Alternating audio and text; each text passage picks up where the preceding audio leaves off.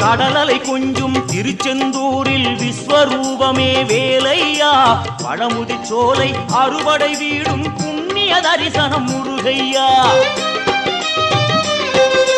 திருநீர் அணிந்து வரும் போது நெஞ்சில் நிம்மதி பிறக்குது கந்தையா சுகனே சிவனார் மகனே உன்னை பாட பாட சுகமாகுதையா வேல் முருகா அரோகரா அரோகரா வேல் முருகா